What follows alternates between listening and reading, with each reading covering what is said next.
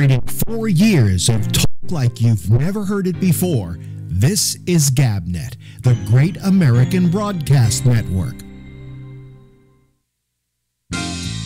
We're GabNet, and we've got you covered live 5 nights a week. First Tuesday through Friday at 9:30 Eastern, it's The Exchange. Let's capture, who are all these people who are watching these cooking shows? And they're stoners, right? So I'm wondering, is this a program that Netflix has absorbed?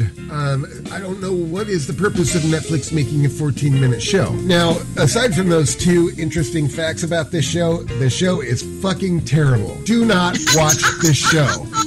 It fucking sucks. Tuesday through Friday at 10 Eastern, join Alex Bennett on the Ramble. Say goodbye to the unions. Renee, what was the decision? And then we'll go to Patrick. It doesn't matter. Just say goodbye to the unions. No. But I'm not asking you that. I'm asking you what was in the decision yesterday. I'm going to look it up. Okay, let me look it up. Yeah, he'll go look it up at GlenBeck.com. Tuesday through Friday at midnight, The Intersection. Most high school boys, what have we got on our mind? Sex and girls and sex and sex and sex. And booze and drugs. Yeah, the Asian guys I knew in high school, I'm sure they thought that way, but perhaps they were more disciplined about it. Although there was this Japanese girl in high school that your old friend, the Black Avenger, had the hots for. Oh, my God. Be still my sake wanting to drink self. If you like sports, we've got that too, with The Arena, Wednesday nights at 8:30 p.m. Eastern. Well, and even if you did that, it doesn't give you the right to grab your Uber driver's private. I mean, and like, what part of that to him sounded like a good idea? Oh, she played a special song. Catch up on all the shows with our weekend flashback. All shows have the Citizen Panel, an exclusive concept of GabNet. It's new, it's daring, it's talk like you've never heard it before. Hey everybody, this is Alex Bennett, host of The Ramble, heard here and seen here on GabNet, Tuesday through Fridays, live at 10 p.m. Eastern Time, and I got some big news for you. Our program has moved its live video from Facebook Live to YouTube Live. After extensive tests in our GabNet laboratories of at least 10 minutes, our mind was made up and we've come to the conclusion that YouTube is superior not only in video quality, but audio as well. And then there's the ease of watching it. Here's what you do. Simply point your browser to youtube.com/Bolo Bennett /live. That's youtube.com/Bolo Bennett, BOLOBENNETT /live. And you're there. The player is waiting, and you do nothing. And when the show begins, so does the player. Couldn't be simpler. In fact, tag that page as a permanent tab on your browser, and you're ready to go. And if all of this is too vexing for you, well, just go to gabnet.net near showtime, and the player in the middle of the page will start to play when we're on. We're thrilled with the new quality our move has provided, and while you're there, would you do me a favor and please subscribe to our channel? No, I beg you to. Hey, listen to me, I'm groveling, okay? I know, it's pathetic. I'm sorry, I'm debasing myself, and I really shouldn't be. Please. Celebrating 4 years of talk like you've never heard it before, this is GabNet, the Great American Broadcast Network.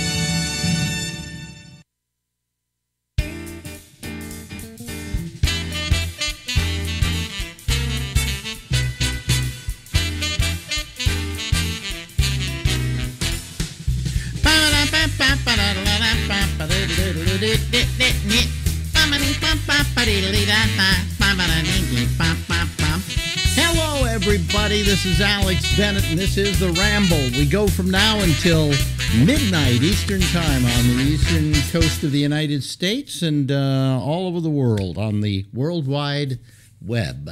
Hey, listen, we got to talk some politics. We got to talk a lot of different stuff with an old friend of ours whose job it is to make you laugh at politics. And that's kind of hard to do these days. Well, I'll try it again. Having a swig of his early morning booze. How do we know that's not vodka, huh? How do we know that's not vodka? That's Will Durst, ladies and gentlemen. How you doing, everybody? It's good to see you. It's a little early for me, but it's good to see you nonetheless. Well, you like to do this at 9 in the morning. You know, for a comedian, you get up awfully early. Yeah, I don't know. I'm a kind of a writer or something, so I don't know. It just seems like I have to get up and do something. Yeah. So how have you been? More vodka. How have you been? Went to, let's see, we went to spring training. Yes, and how was it? After the last time we talked to you, and then we came home for a week, and then last week we went to Vegas, and we saw Hall & Oates, Daryl Hall and John Oates, and then we saw the Beatles Cirque du Soleil Love Thing, which was really good. Yeah. And did you, so we've been on 2 little trips, Arizona and Las Vegas. You know, Pearl is living in Vegas. Yeah, that's what I hear. Yeah. I hear he's doing well. So you didn't... Steve Kravitz just moved there, too. Kravitz moved there? What is it? Mm-hmm. All these comics are... It's like becoming the Miami for comics. Yeah. What can I say? Think you're right. Anyway, how you know? How have you been? I've been okay. You know, I can't complain. I mean, I can complain, but that's my nature. Oh yes, you can complain. Yes, but basically, compared to other people I know, I'm doing okay because they're dead. You know, so. Yeah. I just had another friend die on me. You know, this is what happens when I said, why do I have so many people dying on me? And the answer is because I've lived to be this old. You know, if I hadn't lived to be this old, all these people wouldn't be dying. They'd all be saying, "Oh, Alex, did you hear about him? Why?" And so many people I know who are dying because anyway, it's another example. It's a mitzvah. I should just say, hey, well, another one's gone, but I'm still here. You know?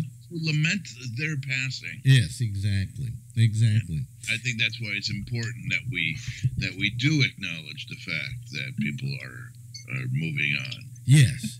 And I went... Moving on is like, they rented a van and went to Nevada or something. Well, I went to a memorial the other day for a guy who just recently died.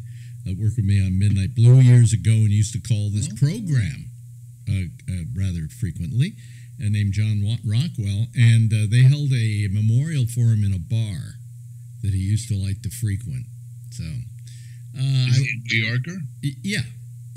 So I went to that and met up with an old friend. Basically, there was only one person there I knew. I mean, because all the other people were his friends, and these were not people I knew. Because this guy worked with me, 30 years ago, 35 years ago, something like that. Midnight Blue? Midnight Blue, yeah. Yeah, that was the late 70s. Yeah. So that was 40 years ago. As if, shut up. Shut the fuck up. Everybody always corrects me. Oh, no, that was 40 years ago. Oh, really? Oh, thank you very much, you know. So the only guy I was so impressed when you came to town with Midnight Blue because I had heard about Midnight Blue. Yeah. Because I was doing documentaries in Milwaukee, and Midnight Blue was, it's this underground, it's cutting edge, it's the top of what is happening today in terms of video. Yeah. And Well, yes, it was. And if I have to, people always come up to me every now and then in an interview or something and go, "And you did this Midnight Blue in New York," and I go, "Yeah, I did." And then I tell them that of all the things I've done in my career, that's the thing I'm singly most proud of is Midnight Blue.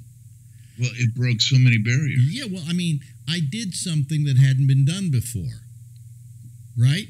And I think that's important, and I broke barriers in what we were then calling television and now we just call video.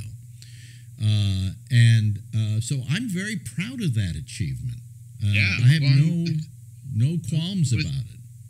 There was you, and there was what was that thing that became? There was the Groove Tube. Remember the Groove Tube? The Groove Tube was my friend Steve Gruber, probably one of my best friends, who died a couple of years back.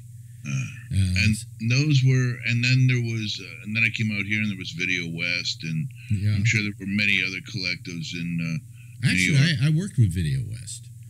Yeah, I did the MTV stuff with them. I was on MTV. This is a great story. I was on MTV for the first year of its life, okay, doing reports as a reporter for MTV News. But really what it was, I sat in an announce booth, and I was the L.A. reporter. Never went to L.A., but I just narrated these clips, right? Mm-hmm. This is Alex Bennett from Los Angeles or Hollywood, and then blah, blah, blah, blah, blah, and then they would show, the video would be shown. And this thing called MTV, so they auditioned me for it over at Video West, and that was the last I heard of it. So now my boss at Live 105 said, "Hey, listen," his name was Ed Cramp. "Let's go down to San Jose tonight. They're going to be premiering a new thing. They're going to start showing it down there called MTV, and they're having a rollout party." So I go to the rollout party, and they say, "Okay, we want you all to gather around, and we're going to show you a clip of what MTV is all about." And they show this clip of MTV, and in the middle of it, "Hi, this is Alex Bennett from Hollywood." And so they had used your audition. And everybody turns around and looks at me and says, "You work for this new MTV?" And I said, "I guess I do now." And what? I think I got like a stipend, like $35 a clip or whatever. But I called them and I said, "What happened?" I mean, all of a sudden I'm in this clip, and they said, "Oh yeah, we forgot to tell you, we're hiring you to be the Los Angeles guy." Or Hollywood guy. So for the first year, I'm on MTV, and then they drop the whole Video West thing of supplying clips. They figure they'll do it themselves. They'll do MTV News themselves. And I think they even had a news reporter by the name of Matt Lauer they were going to use. Okay, and they dropped it about the time that MTV wound up in San Francisco. And every time I tell the story that I was on MTV for its first year, nobody believes me.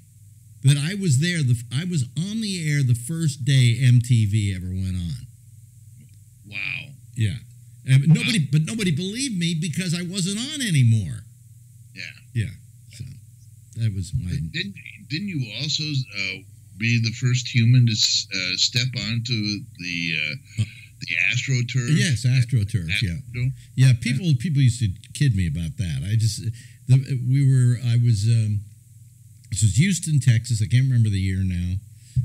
God, it had to be sometime between 65 and when I go to New York. I went to New York. 68, yeah. I was in New York in the 70s. So I was about 68 or something like that. What was your name? I was doing James Bond at the time. and they... Did you get away with that? Yeah, I got away with it better than the guy who was really British up in Dallas doing the same thing. Oh, really? Yeah. They the British consulate would invite me over to see them and so on, and it was so Houston and Dallas both. Yeah. Had... Well, when I got the job auditioning with a British accent, and then they said, "We want to hire you," and I said, "Well, I have something to tell you," and they said, "What?" And I said, "I'm not British." And there's a whole backstory about how they got a hold of me through my father, who said, "Do you know this guy named Percy McQuire?" That was the name I used. The Liverpool Lip, I called myself. in my audition, yeah. And I said, "Yes, I do." And they said, "You know where we can find him?" I said, "You're talking to him." And they said, "You're not British." And I said, "No." They said, "Could you be?" I said, "Sure." "Could you be all the time?" "What do you mean?" "Well, if we bring you into Houston, we don't want anybody to know you're not British." So I had to every In real life? Every time I left the house, I had to be British for a year or a year and a half, something like that. And the best part about this story is a few years later okay, I love this. A few years later I realized that my life being the British guy on radio was going the way of all flesh. I mean, come on. Enough is enough. So I start slowly losing my accent to the point where I'm not even using it. Hi, this is James Bond, And some people would come to me and say, you're losing your English accent a bit. Because I was from California, and to a Texan, that's a British accent, But anyway, so I took the job, and I was just British all the time, and I would come home to my wife and say, hello, dear, how are you? And she would say, you're home, cut it out, And this, after a while, being this dual thing really drove me crazy because even my friends had to think I was British. I mean, this was the deal I made with the Gordon McClendon organization, that I wouldn't let anybody know I wasn't British. And the station was KILT, so I came up with the slogan, James Bond Agent 008 with a license to kilt. Anyway, that's but enough about me and my history. So how'd you get on the Astrodome? We were going for AstroTurf, weren't we? Yeah. Dee Dee Hoffines, who was the daughter of Judge Roy Hoffines, who owned the Astros and owned the Astrodome, said, we're having a little gathering at the Astrodome. Would you like to come? And I said, sure. I'll put your name on the list. And I go there. And what they were doing is they said, see, they had a problem because they built this dome and they built it with skylights up above. But they were on this grid. And so when the ball went up into the air, they couldn't see it to catch it. They would just be in this maze of lattice work and so on. It was very hard to see. So they had to solve that problem. So they painted over the windows on the top of the Astrodome. They covered them. That solved the problem, but it caused another problem. The grass died. So they went over to Monsanto and said, have you got an answer for this? They said, well, we got this thing we're working on called AstroTurf, or something turf. And they said, well, but if you call it AstroTurf, we'll put it in here. And it was the first place to ever have an artificial field. So, I remember it was kind of like walking on a very hard rug. Yeah. But they'd have special cleats for it, all of that. Lost a lot of knees, a lot of ball But players. the reason was the Astrodome. And the reason they built the Astrodome was because it gets so unrelentingly hot in Houston, Texas during the summer and humid. And, of course, baseball is a summer game, that by having a domed stadium, it was very comfortable to watch baseball. So that was that. Hey, let's get down to stuff. Come on, you're the wonder of the world. You're the political guy. Is there any news out there? The Mueller report, as big a disappointment as Y2K. Yes. The Comet Kohoutek. Al Capone's vault. Right. Howard the Duck. Yep. Michael Jordan's baseball career. See? I could go on. Yeah, you could go on and on. We were all, I kind of described it as the next day after this happened, after it went down, I kind of felt like it was the day after the last election. It kind of had that same dreary quality to it. Oh my God, he's still president, I kind of felt that there maybe wasn't going to be any indictment of him directly, but it sure made me kind of mad that they allowed Bill Barr to state his opinion of what the rest of it meant. Right, a 4-page summary of a 1,000-page, maybe more. Yeah, we don't know how long the report is. Yeah, tell it. And it supposedly Apparently he read the whole thing, all 2,800 pages. He read the whole thing and summarized it in 48 hours. Yeah, well, he also supposedly he got the word from Mueller that he was pretty sure on the rest of the counts, but as far as obstruction of justice, he couldn't find the proof that there was, but he couldn't find the proof that there wasn't. Okay. Yeah. He said this does not exonerate him. This does not exonerate him. So it was up to Barr to decide whether he would be exonerated. And Barr, of course, is Trump's guy. So he just said, well, we're not, it's not obstruction of justice either. That's my decision to make. Okay. But that part of it is still very murky, about obstruction of justice. But, my feeling is... murky. I mean, they had what? They had 500. I got it here because I wrote it. Shut up. Come on. Damn computer. Yeah. There were 675 days, 19 lawyers, 40 FBI agents, 500 search warrants, 2,800 subpoenas, 13 requests to foreign governments for evidence. And that was what they got. Really? I could have gotten more. Yeah, I could have gotten more just reading the newspaper. Yeah.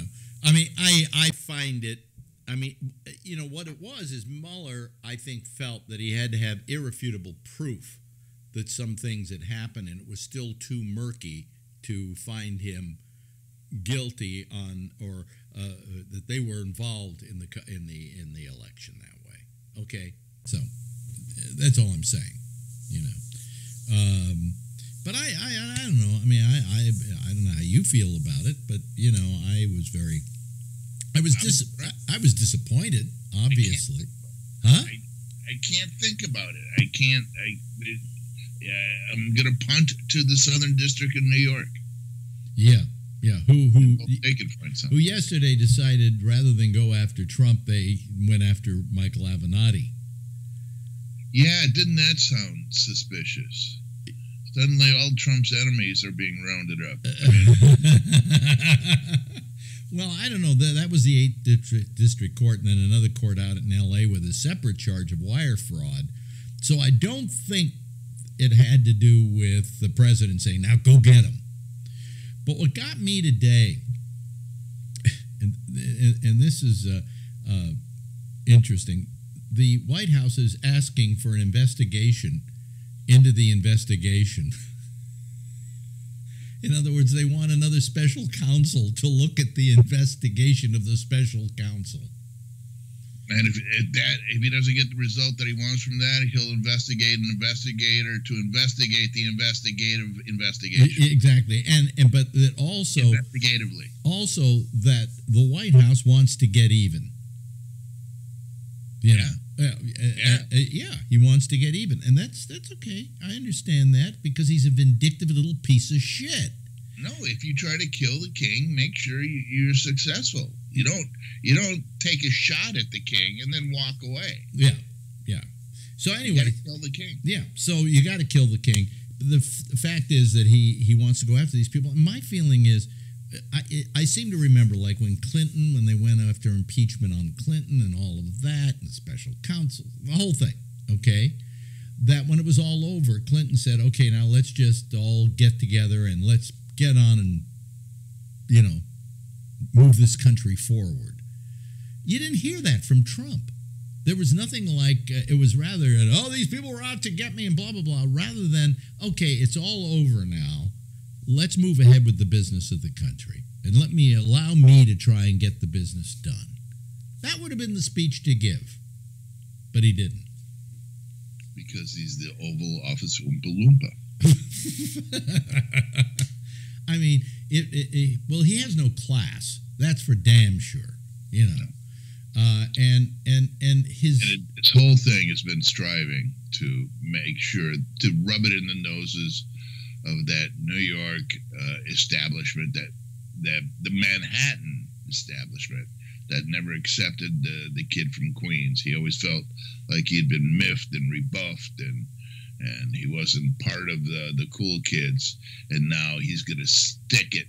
The cool kids stick their face in the mud, however he can. Yeah, and I think that this would be a time for him to do a rallying speech, and say, let's now all move forward with the business of the country and let me do my job, But that's what he should do, That's the perfect position. Now, where should the Democrats be? I think they should just lay off this whole thing, not have any false hopes they're going to find something in the Mueller report, and just move on and talk about the business of what the Democrats want to do if they take over.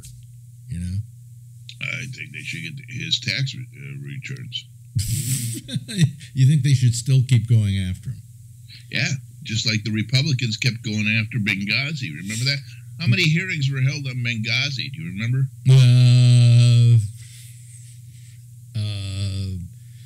Thousands. Over 50? 50 hearings. Over 50 hearings on Benghazi.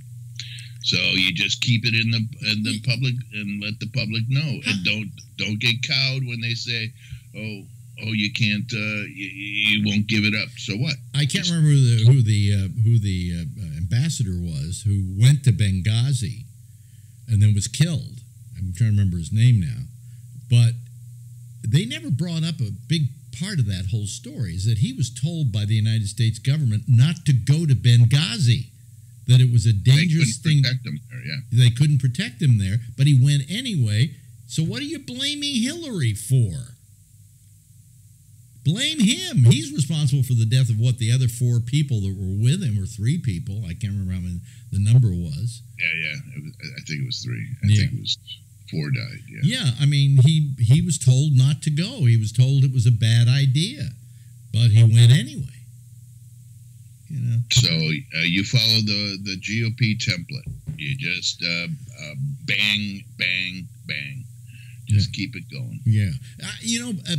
I've lived longer than you have, and I've lived longer than most people listening to this broadcast have lived. And in my time, people say, well, gee, this is the worst it's ever been, right? And I say, not really. It's the worst president we've ever had. I mean, let's face it. I don't care if this thing vindicated him, if it said you didn't do anything. He's still a fucking prick. He's still an asshole. He does not comport himself as a president should comport himself. All right? So that being said, the fact of the matter is, have I ever seen it worse? And I got to say that when I went through the 50s, the House Un-American Activities Subcommittee, I think that was worse. I think that was actually terrible. I mean, if we ever lost our sense of being an American, it was during that period of time. This is just a gaffe and a guy running the country who is taking us to ruin.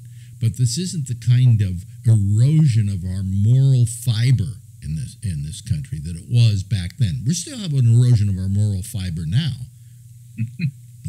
I would rather not be an American. I would rather be from some other country because I just think Americans have turned into horrible people in the eyes of the world and in my eyes.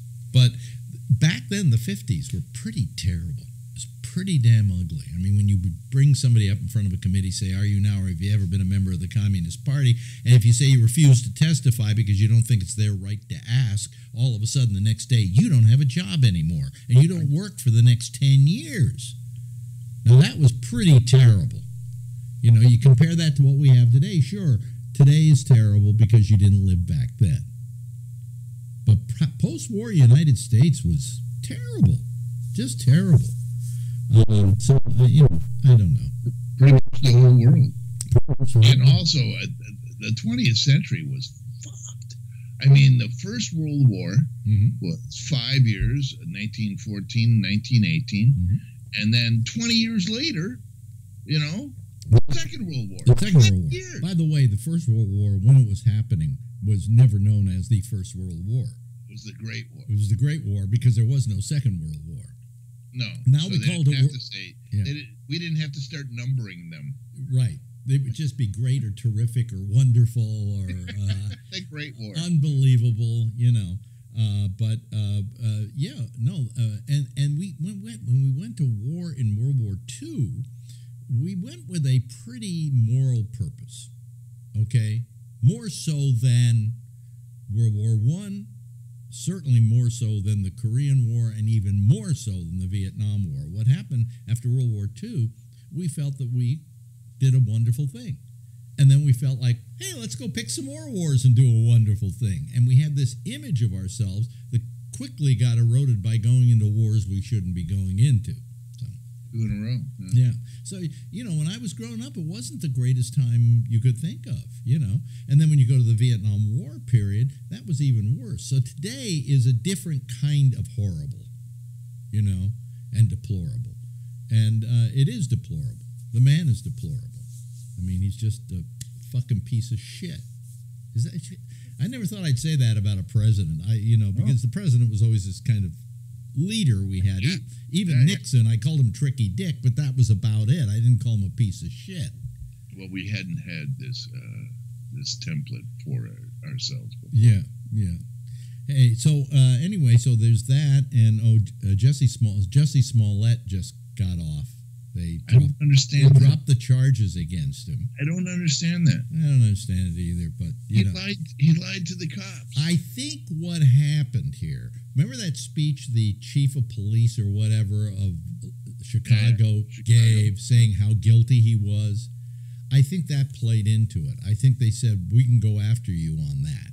And they just wanted to get out of the way of being called racist and all of that, and so they just settled. There's no community service time. There's no probation or anything like that. He's off. He's just exonerated. He wasn't charged. Right. So he didn't have to plead to anything. He didn't have to. Yeah. Right. So that was kind of an interesting. So let's see if his career stalls or dives or shoots. Well, we'll see what happens. Hey, listen, as always, our time has run out, and as always, this has been just a wonderful time spent with you, Will Durst, because I really enjoyed it. Alex Bennett, I learned so much. Well, you learned so much. A little brief time together every 3 weeks. This is thanks for having me, and I hope we get to do it again. Ladies and gentlemen, from San Francisco, California, show them out the window. It's nice today. From San Francisco, California, there we are. There's our final shot of the day. Ladies and gentlemen, Will Durst. Thank you, Will. Thank you, Alex Bennett. Celebrating 4 years of talk like you've never heard it before. This is GabNet, the Great American Broadcast Network. Hey, everybody, welcome back. I'm Alex Bennett, and this is, of course, the Ramble. And let me get rid of my audio thing there. I've got some problems with my sound tonight. I've been trying to. I don't know why it was so iffy during the interview. It sounded kind of bad, but I don't know. It may not have sounded bad to you. So that's all that matters. Let me see here. Let me open up the Skype lines so that we can talk to people out there. Okay, I go online, and there we go. Skype is still being good to us, and I'm ready and waiting for your calls. Let me see here. I got to let me just do a little tweaking of my sound so that I sound good. Do I sound okay, everybody? I guess I do. I guess I'm sounding fine. And let me see here what we're going to do with the citizen panel so they sound good. Okay. All righty. Wait a minute. Hold on. Okay.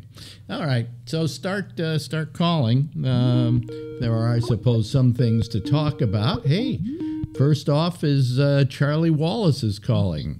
Let me see if we... we already have a picture on him, too. Hello, Charlie. How are you? Hi, Alex. Yeah.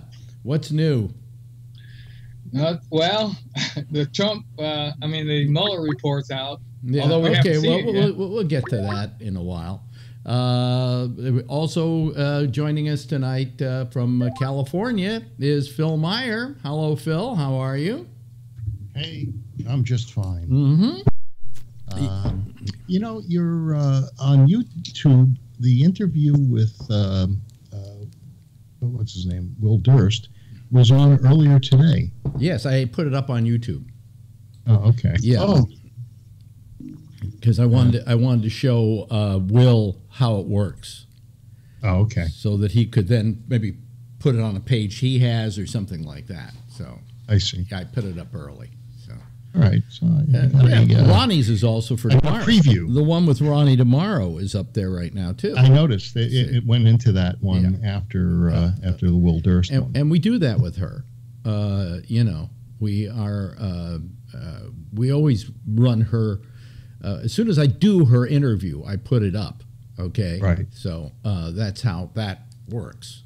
Yeah. Well, your interview started with talking about funerals, and I guess because of the Mueller report, you actually feel like you've gone to another one. No, I don't feel like anything like that. No, I'm delighted. Oh, good. Yeah. So now that Trump has been cleared of any collusion, He hasn't been cleared. Oh, you're interrupting. I didn't finish. I said of any collusion, and no charges will be brought for obstruction. And eventually, I guess they're going to release the report. But for some reason, there's some new legislation that came out after some other special prosecutor report that it would be summarized and that they would redact certain information and grand jury information couldn't be included. America doesn't need the Cliff Notes. Why not? We want to read the book. Well, most of America doesn't read the book. Most of America. Well, that doesn't reads the mean headline. anything. It's still there are some Americans who want to read the book. Yes, Charlie. Also, there was a very narrow ruling. He was found that they couldn't prove any collusion during the campaign. Said nothing. It didn't even cover anything before the campaign started. I didn't hear that. started.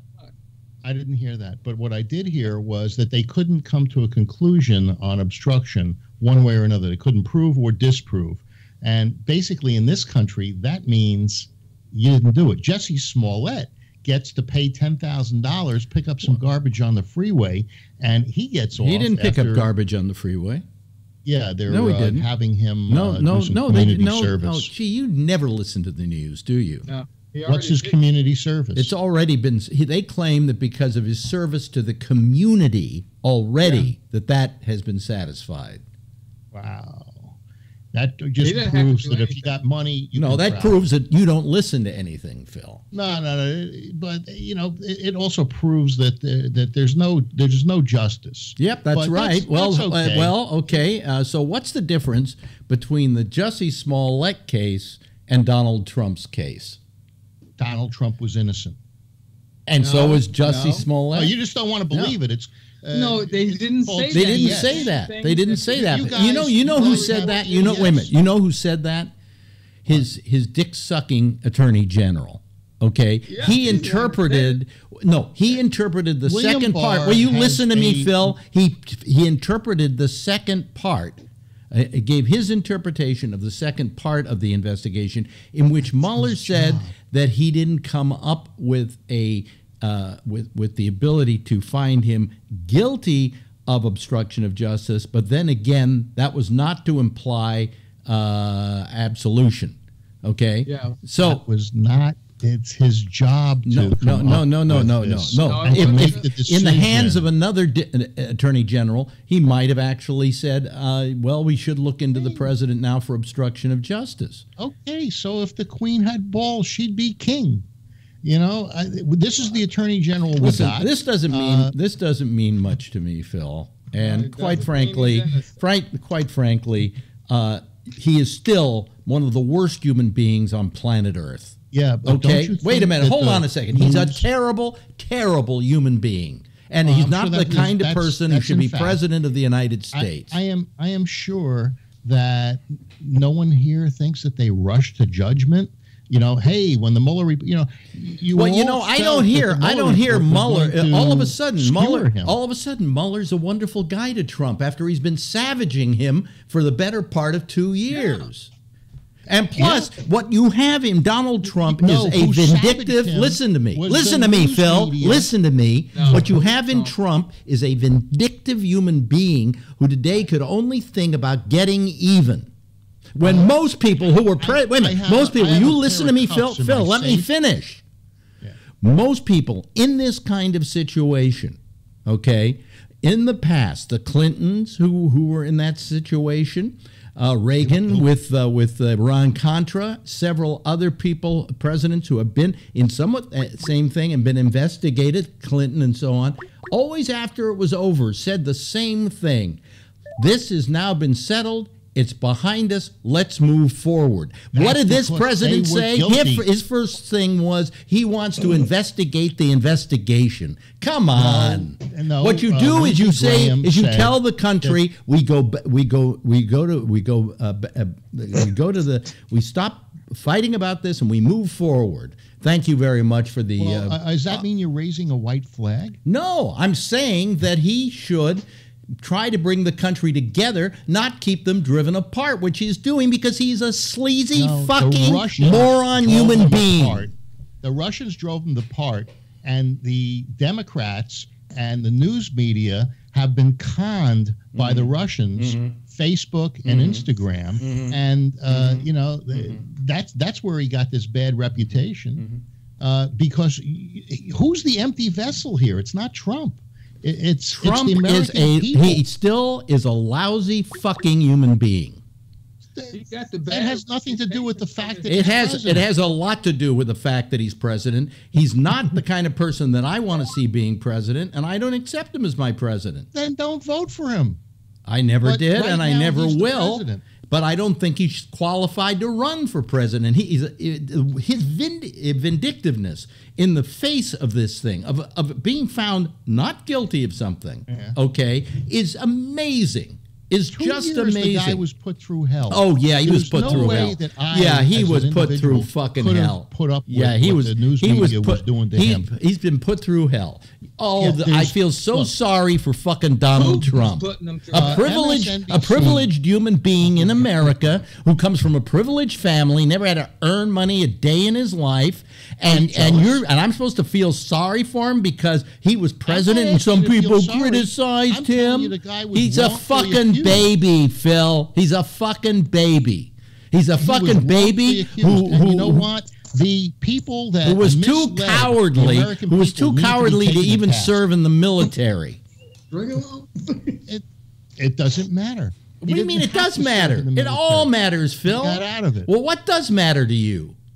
What matters to me is that people don't rush to judgment and crucify people when they don't know all the facts. And the facts that are presented now by the Mueller report is that they're not indicting him for anything. No. That's not what the Mueller report said. The Mueller report found that he and his campaign did not collude with the Russians to throw the election. On the question of obstruction of justice, Mueller said he didn't have enough information to make a determination on that, but that should not be looked at as being innocent or absolving him of the ability to have obstructed justice. If he's not going to prosecute, then that's the Attorney General, and the Attorney General gets his dick sucked by Trump. There is no dick sucking. And by the way, if you wanted to see the biggest dick sucking I've ever seen in my life, it was Netanyahu with Trump yesterday in the Oval Office. I was waiting for Netanyahu to get on his knees and start blowing him. That's his job. You know, you're obsessed with blowjobs, but his blowjobs are good. Attorney General. What? His job's to be the Attorney General, and he has certain paths that he must follow. Did you see that? Did you see that horrible? Anybody see that horrible thing in the Oval Office yesterday with Netanyahu, or not in the Oval Office with the press corps yesterday with Netanyahu? Wasn't that the biggest dick sucking you've ever seen in your life? You're obsessed with this dick sucking. Yes, I am. Hello, Tony. Hi. Oh, I got something good to tell you. Okay, well, wait a minute. Let me first go to Charlie. He's got his hand up. Fight a little bit. Charlie's got his hand up. No rush. If the Mueller report really exonerated Donald Trump, he would be happy to release it. and he's not releasing it. He said he'd release it if they could release it. But wait a minute. He can say that he can act as magnanimous. He can act as magnanimous as he wants to about that. But the fact is, he has in his control the man who can release it. And if that man says he can declassify things. But this is different. And I believe that they have to redact certain things that would put people in jeopardy in foreign countries. No, that's not what it's all about at all. There's nothing in there that could hurt people in other countries. Release it, huh? He didn't say he wouldn't release it. Everybody says they're going to release it. He acts like it's okay with him if they release it, but the guy who's got to make the decision is Bill Barr. And Bill Barr is in his pocket, so he knows that he can publicly act like he's a good guy. Bill Barr is a stand-up guy. Oh, he's an asshole. Right. He's a fucking moron. Yeah, well... They're all fucking morons, glad, Phil. I hope they all rot in hell. I hope they all rot in hell, okay? No, I'm serious, Phil. Well, I hope they all rot in hell for what they've done to this country. After 2 years, since Trump was elected, their MSNBC has had over 4,000 claims of collusion between Trump and the Russians. Now, Fox News, I think there was 1,000. CNN, there was 1,000. So basically, with MSNBC, there was 15 reports a day. Let me ask you a question, Phil. Let me ask you a question. If he didn't collude with the Russians, why was it reported that he was very worried over the last weekend before the report came out? What was he worried about if he was innocent? Okay, if you went to court on your apartment and you were sitting in front of the judge and everybody was arguing their case, even though you feel you have a really good case, my apartment has nothing to do with it. My apartment has nothing to do with it. No. What I'm saying is everybody gets worried. I'm not worried. I want to get some kind of settlement because I know that we're going to do okay. I have no fear. This is just an example. No, it's a bad example, Phil. It's a bad example. It's a bad example, Phil. It's a bad example. It's a bad example. It's a bad example. It's a bad example. It's a bad example. It's a bad example. It's a bad example, Phil. It's a bad example, Phil. It's a bad example. Okay. Well, Avenatti. Now we're not going to bring up Avenatti. Hey, that's your Jesus Christ right there. That's your Jesus Christ. He wants to run for president. This is the guy that's accusing Trump, Avenatti, the guy that's holding up for $25 million Nike, and wants. Well, have you seen his reply? Have you seen his whole reply to the Nike charge? Yeah, he denied. No, he didn't, Phil. What did he say? He said that he will prove that. No, he didn't say that at all, Phil. Yes, he did. No, you didn't. I've got it right here. Okay, read it. Huh? Read it. This is the guy that's accusing Trump and marching the dancers up in front of him. Listen, that doesn't mean he didn't fuck Stormy Daniels and cheat on his wife. He did. I'd fuck her. Even though she's not my type. I wouldn't fuck her. What's her real name? Avenatti claimed that Nike has funneled large sums of money to elite student athletes bound for top colleges. He added that that corruption reaches the highest levels of Nike and cryptically referred to receipts that are as clear as day. The report adds that Avenatti did not produce evidence or detail just what he thinks the company has done wrong. Avenatti's tweet storm came this morning after he was arrested. Basically, he's simply saying he was just making the allegations against Nike that he was going to make anyway. Yeah, well, even if the allegations are true, and they probably are, his job is to represent his client who'd been injured. It wasn't. No, that's another case entirely, Phil. It wasn't to blackmail. It's another case entirely, Phil. It's another case entirely. Yeah, there are two cases. One in New York. Yeah. Has to do with Nike and they have on tape the guy trying to extort money from Nike. We don't know. We haven't heard. We haven't heard. $22 million for him. We haven't heard the tapes. We haven't heard what the content. So you're not going to just. I'm not. You know something? Wait a minute, asshole. You're sitting there having accused me at the beginning of the program of going after an innocent man. Yes. Until he was proven innocent, and you're doing that with Michael Avenatti. No, you're doing that with Mike. You're not presuming innocence. Okay, hold on a second. Do you presume that Michael Avenatti is innocent? Yes. Okay, then shut the fuck up.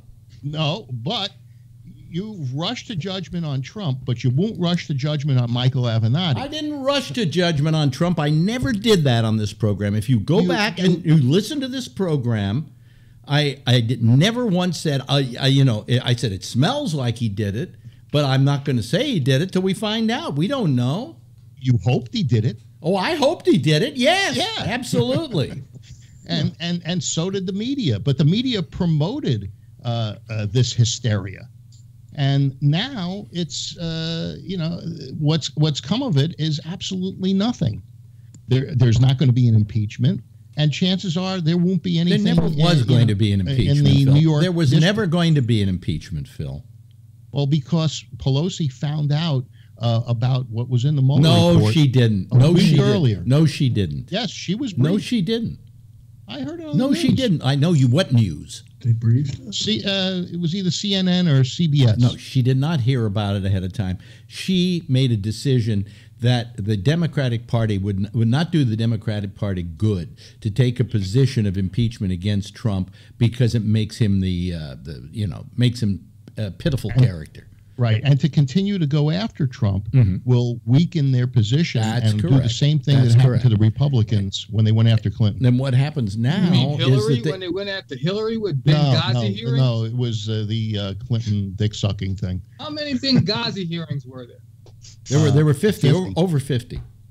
Yeah. And every one of them couldn't find anything again, but they kept doing it over and over and over and over again. Yeah. Yeah. So the two, is doing the same thing over and over, but expecting a different result, make you not crazy? We've been joined now by Jack Bishop. Are you there, Jack? Hey, I'm right here. Before my voice goes up 5 octaves, I'm going to. Wait a minute. Do you have a Do you have a camera there? No, he's on. Hello. A phone. Or do you have a camera? Or are you on a phone? Or no, I'm not. No. I'm on a phone. Oh, okay. All right. Look, fellas, all we're talking about is political theater. All we have seen for the last 2 years with the investigation of Trump has been some form of political theater played rather badly by the Democrats. Yeah. Now, let's quit whining. Let's accept the fact that that is the new paradigm in American politics. Let's get bloody with one another. Let's enjoy these fights. Let's look at it as the WWE or F or whatever they call, exhibition wrestling these days. Let's root for our teams and let's have a beer. Let the adults who want to show up and do something, let them run the country. Yeah, Phil, don't show pictures now. You're just. It's bloody. No, Phil, put it away. Put it away. Okay, that's distracting. Yeah, and besides, Jack couldn't see it. He's on the phone. Yeah. Well, I don't know that it was just political theater, Jack. I don't know that I agree with you on that. Yeah. Wait a minute, Jeff. I think a whole bunch of people either have been arrested or are going to prison or pretty much going to go to prison. I mean, those guys. What are they going to prison? They obviously did something. Yeah, a lot of talking to. They were crooks. They were crooks. They didn't pay their taxes. They lied on bank applications. They also lied to Congress about Trump and their dealings with Trump. No, they lied for Trump before Congress. You know how that they lied for Trump before Congress. That's one of the big charges against Michael Cohen is that he lied to Congress. And what did he lie to Congress about? They weren't asking him about his taxes. Yeah, well, obviously that's he lied. He lied about Trump. He gave misinformation. He lied about Trump. In writing. He lied about Trump. Trump's answers. He lied about Trump. You're not listening to me, Phil. He lied about Trump. That was one of the things that they found him guilty of. He and Avenatti are from the same ilk. Oh, jeez. Well, what ilk is Trump, or what ilk is their boss from? They come from the lawyer ilk. You know what they say about 200 lawyers on the bottom of the ocean. Yeah. We know those old jokes. And to guys like you, Phil, I say, when you got legal problems, who you gonna call? Right? Better call Saul. No, I mean seriously. When you've got legal issues, who are you gonna call? You personally. Look who's here. By the way, let me recognize that Brian is here. Hello, Brian. You want in on this? You want in on this wrestling match? Of course. Yeah. You can hear me? Yeah, I can hear you. Driving a different vehicle. Yeah. Yeah, I'm in a 26-foot box truck, but I'm on standby. So, in other words, I'm on call. So, but yeah, like I told Tony when he messaged me on Facebook, I'll make it a point to call into this program because I can give you until almost 2 o'clock anyhow in the morning. So. Yeah. So anyway, what you're thinking on all of this? You're never one to hedge your words. Yeah. Mine? Yeah. Well, like Jeff Stein said, there's a reason why all these people are going to prison, and or why these people are being indicted. And as it was not just Jeff who said this, but it was someone else who jumped in. It might have been Tony here. Who hired him? Who hired these people? Who vetted these people? It was the Trump administration, and it ultimately falls back on Trump. But of course, he's being the whiny cocksucker that he is, will never admit that he's culpable in at least hiring these crooks. Not the least of which to say that he himself is one himself, but that beside the point that he's incompetent. So that goes. It was Chris Christie. Hand in hand. It was Chris Christie that was in charge of vetting and hiring many of the people for the Trump campaign. And some of these people were people who were working for him long before the election. Yeah, doing business dealings. The only one he probably, I would say that Chris Christie probably, if he did anything, maybe he certainly didn't hire Cohn. Cohn was Trump's lawyer for 10 years. Mark Garagos was let go from, was it CNN? As a contributor. And Mark Garagos was an attorney that was a partner with Avenatti. No, he wasn't a partner with Avenatti. On this Nike deal. They say he co-conspired with him, but they didn't charge him. They didn't charge him. Well, then why did CNN let him go? Because CNN are a bunch of fucking assholes, because anytime somebody sneezes wrong, they get rid of them. They don't like any controversy. You talk about somebody being innocent until innocent until proven guilty. There's a case of somebody being considered guilty until proven innocent. Yeah, but supposedly there are. And by the way, Garagos had a good win today. He got Jussie Smollett out of jail and out of those charges. They are a private company. CNN is a private corporation. I don't have any love for CNN, by the way, Alex. Yeah. But CNN, is just like Facebook, it's a private organization, and unfortunately, most organizations, especially even the news media outlets organizations, of which I include Facebook, it is indicative that you are guilty until proven innocent of most things, because they can do that to you. Yeah. Unfortunately. That's how but shitty they can do that to you. Yeah. So, but Garagos today did very well. His client got off, Jussie Smollett. He got off of that charge. They didn't proclaim his innocence on all the charges, but they just said they were dropping the charges. Kind of got the same verdict Trump did this weekend. There was no reason to ruin Smollett's life. He made a mistake. He's going to pay restitution. No, he's not going to pay restitution. Yeah, his $10,000 his $10,000 bond. They're not giving up. He's giving it up. He's letting them have. He's giving it up. So people make mistakes, and obviously he's a little immature, and he was very selfish. So well, you don't know. Yeah, maybe it's okay to forgive him. No, we'll never know whether he did it or didn't do it, because it never went to court. Yeah. What are we talking about now? Jussie Smollett. We're talking about Jussie Smollett. Yeah, there's been a lot of things in the news in the last couple of days. It's been a hot news weekend. But I found a great similarity between the decision in Smollett's case and the decision in the Trump situation. Well, Trump didn't have to do community service. He should have. A good friend of mine that there's a police force, I guess, that the Chinatown area that they apprehended him in, and or they cornered him in, and then he told all these stories. Yeah. That the police force there has a history of fabricating lies to media outlets. So there may have been some mix-ups there. Well, Alex said earlier that the police chief in his statements may have compromised the case, and he did actually. I mean, there's history of that happening in that precinct. Yeah, he should have never gotten up and kind of indicted him publicly. That's not the job of what the police should do, and that always leave that to the media, huh? We leave that to the media. Cut it out with the media. If it's the media you like, if it's Newsmax and if it's Fox and if it's any talk show in America, practically, they're okay. They're not fake news. But anybody who tries to tell the truth is fake news. Well, I believe the John Birch Society. Well, the John Birch Society are anti-Semitic. I don't know why. No, they not. are. Yes, they are. 70 years ago, they promoted a book. Yes, the Protocols of the Elders of Zion. Yes, I know the book well. Yeah, but that book. Have you ever read it, Phil? Was taken down. They didn't promote it anymore. Oh, yeah, but they did. They were an anti-Semitic organization, and they still are. There are people. Go ahead, be a Shonda for the Goyim. I don't care. There's people all ills. I know plenty of people, including a lot of Jews, Orthodox Jews, that are members of the JBS. Mm-hmm.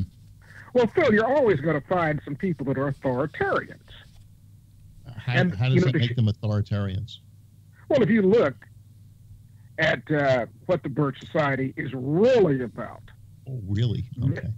They are authoritarian-leaning, no doubt about it. They're constitutionalists. Okay, you use that term, I use authoritarian. We can agree that we disagree.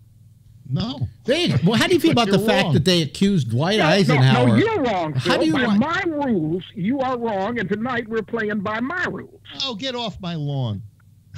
Well, hey, considering the fact that where you live, I saw a story over the weekend, how many of you good conservatives are leaving the San Francisco Bay Area because There aren't any conservatives in the San Francisco Bay Area. Well, not according to the article that I read. Well, I've never met one. Well, that's because you don't ever go out. Yeah. Actually, I mean, when was the last time that you went to a meeting of people of like minds to your own? Like minds to my own. Last night, I had cigars and a couple glasses of wine with one of the listeners of the show that is conservative but doesn't call in. In other words, somebody that's a real wuss. Yeah. Nice guy. He invited me out. He can't be. He's a conservative and like-minded to you. Well, he asked me when's the last time. It was last night. Well, there was an article this week in one of the small San Francisco rags that I get online, where the chairman of the San Francisco Republican Party said a number of the people that he currently knows leaving the Bay Area because they think it's too liberal for their viewpoint. Now, I'm a big believer. I'm a big believer in self-deporting. Well, it is too liberal for my viewpoint. Well, why don't you leave? Well, it's beautiful. Why don't you leave? Well, because there are bastions of conservatives here and there, but they're definitely not. I mean, if you run as a Republican for any position in the state of California, you can be guaranteed a loss. There are so well. few... The same thing is true where I live. Good. Why don't we? Now, why don't That's why I'm for breaking the country up. I want to live. So why do you live in Texas? I mean, there's nothing holding you there. Because I'm a damn fool. The And if and let me finish. My folks, my parents, left the South because of Jim Crow, and my dad called it voting by U-Haul. And I would like nothing better than to leave this part of the world. Unfortunately, my wife has a very substantial job here, and she's got a few more years that she wants to work. Mm-hmm. And when she retires, I'm going to lean on her. Let's pack up our shit and get the hell out of here. Yeah. I am installing flooring tomorrow in an apartment that in a decent neighborhood on Spruce Street in Laurel Heights. They're going to get $5,500 a month for this apartment. It's 3 bedrooms, a big closet under the stairs, and 1 bathroom at $5,500 a month, and no parking. And you look at the place, it's kind of run down. This is what you got to pay. So the landlord, he said to me, well, you get 5 guys in there paying $1,700 a piece. It's crazy here. It's cheaper to live in Tony's basement. Phil, look, let's be honest. There are some cities in the country that are great cities to live in if you have money. Yeah. And people are always going to want to live in San Francisco, New York, LA, Chicago. Every year that I have been here in the Dallas area, I ask myself, why in the hell am I staying? And I finally came to the conclusion, I was lazy, and 2, I had friends and family here, and I'm waiting for my wife to retire, and I'm going to start pushing her, honey, let's pack up and let's head to Seattle. That's great. Seattle's a nice area, even though I've never been there. I know it's a nice area. Brian has had his hand up, and if pretty soon it's going to lose all the blood in his arm. Brian. Brian. Well, I just want to say one thing. Hold on a second. Hello, my son Brian. I miss you. Well, Daddy wants you to come home. I'll be there. I'll try to be there at least. So I don't get called into work or something. But anyway, what do you want to say? Well, it's something that deviates a little from what we're talking about, because it's been a while since I called in. I have listened sporadically on the podcast-wise, but I wanted to belatedly offer my condolences to the Rockwell family. I remember him calling in this program quite frequently. Right, right. As well as another issue being that did Skype ever get to forcing you to Alex to use the new version yet? Or no. There are a lot of subversive people out there who have Jimmy rigged the old 7 version, and they don't seem to be shutting it down or able to shut it down. I don't know which, but maybe they've just given up and just said if some people want to use it, let them use it. Right. But in fact, this thing even, I think, updated itself the other day for some reason without me even asking about it, and to a slightly higher version, and it still works perfectly. So we'll just hope that they either don't find out about this or can't figure out their way around the hack or whatever. But we're still using the old Skype. If I have to go to using the new Skype, I'm just gonna pack this whole thing in. Well, you taking your blood pressure pills? I mean, I don't have high blood pressure, Phil. I don't have high blood pressure. You keep talking to me, you will. Well, thank you very much.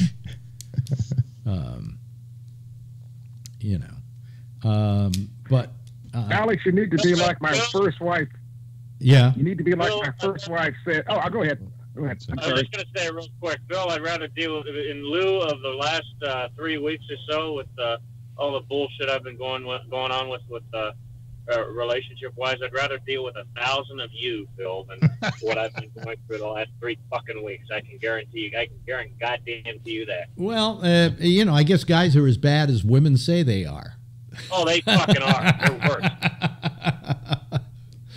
Where do you think I came up with the nickname Sphincter Twat from?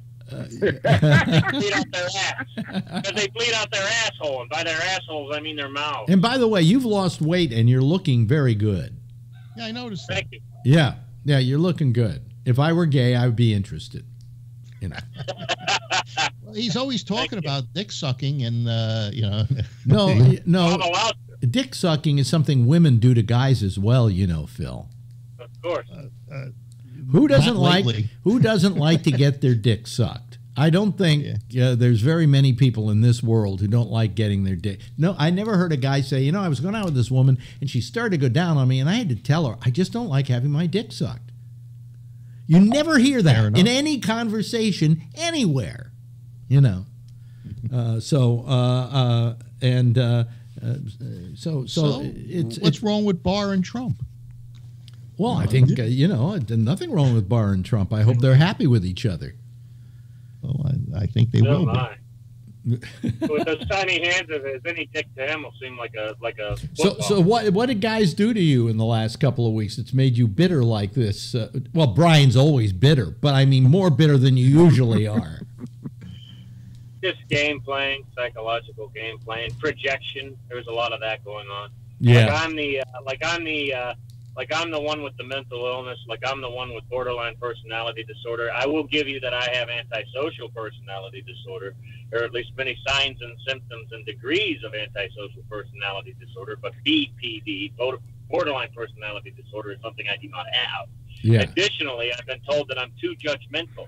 Well, when you go around doing, I understand the polyamorous lifestyle, but when you go around going free loving to people and rubbing yourself in sheep's blood and then diving out in the middle of the ocean and wonder why you get yourself bit by sharks. This coming from somebody who was in a 4-year-long relationship with someone who was married, actually. And I come to find out, to make a long story. Wait a minute, married? When you say married, Brian, to another guy or married to a woman? Another guy. Okay, all right. Yeah. But anyway, based on his patterns of behavior, I've come to find out, even though I haven't spoken to the ex, I'd love to speak to the ex, by the way, and get his perspective.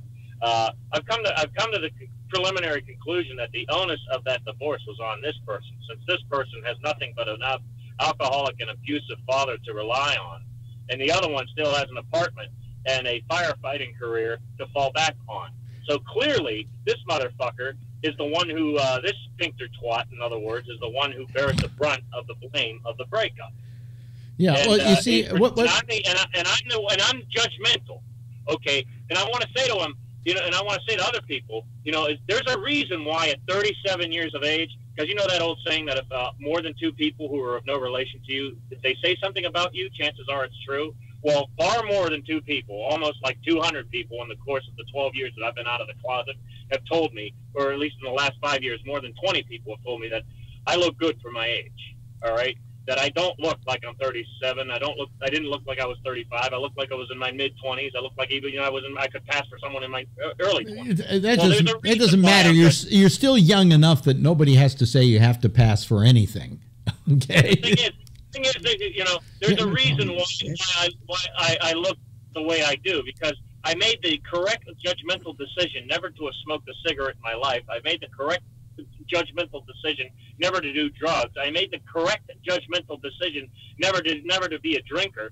And there are absolutes in this world. So all you hippie free love types who think that everything's relative and everything should be and then nobody's wrong and everybody's right to their and everyone's entitled to their own reality. Fuck you. Do you feel better now? Huh? Do you feel better? Not much. Brian, this is. I'm going to get some. Called Alex. Yeah. What were you going to say, Brian, Jeff? this is Dad. Let me tell you something. Most people your age and younger are in screwed up relationships of some kind. I read an article over the weekend that said people should not even really consider being serious with someone until they're in their mid-30s. Because you're still finding out who you are. The human brain doesn't fully mature until it's about 25. Well, this is what I get for being with somebody who was 26. Well, see there, case closed. Well, you see, I'll tell you. Brian, 75% of American men fuck around on the side. 50% of American women do too. Black Daddy has spoken. Exactly. And you can take it to the bank. So women though, women don't. Women, however, Jack, don't cheat as indiscriminately as guys do. Women have to have it. Let me finish. Are you cheating? What I'm saying is, the trouble is that women have to have some kind of emotional attachment to somebody before having sex with them. In most cases, that's because women also have this sense of they could get pregnant and so on. The motherhood thing always enters into it somewhere in there.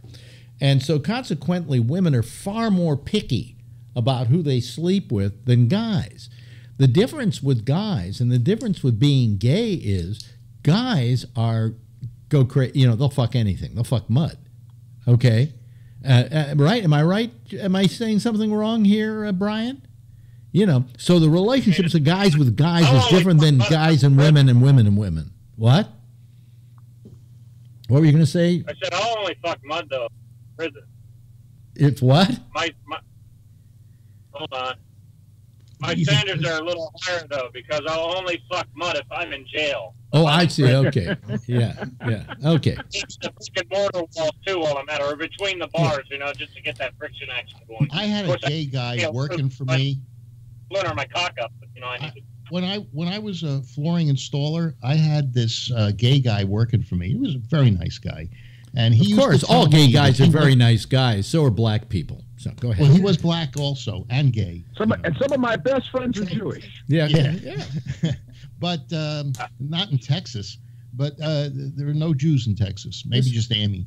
But the guy used to tell me, this is in the 70s, that he used to go to the baths and there was a glory hole, and they didn't give a shit back then.